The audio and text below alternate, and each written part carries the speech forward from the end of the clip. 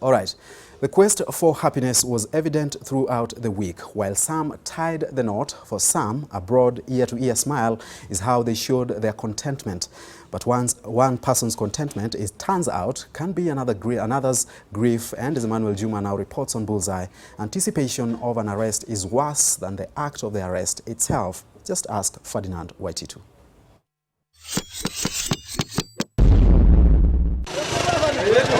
There is Waititu, dressed differently, almost incognito, but that has to be Babayao.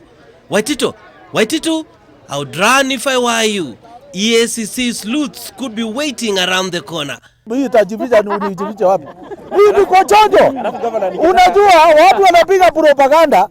watu wanapiga propaganda kila siku. Playing hardball, the tough guy.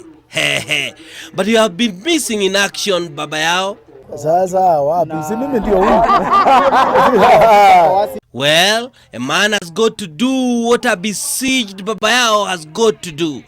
He was on a Meet the People tour to touch base after a self-imposed exile, which he denies and admits with the same mouth.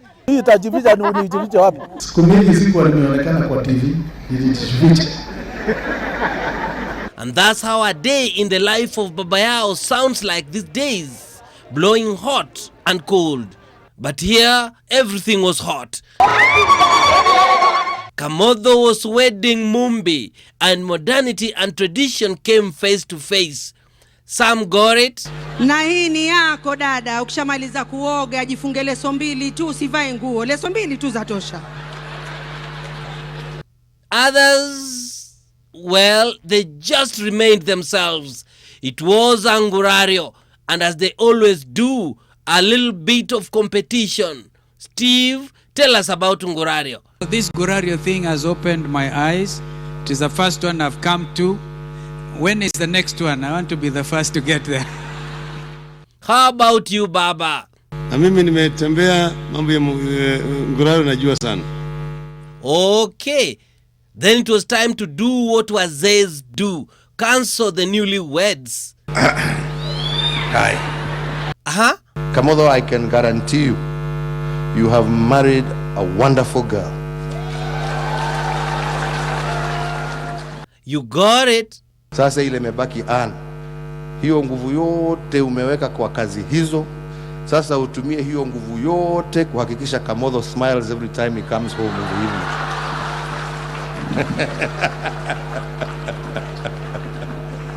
True.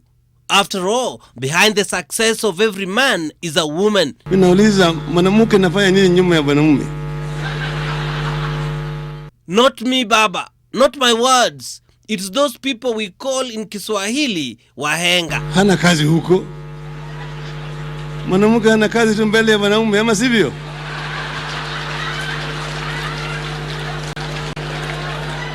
And that too is wise counsel.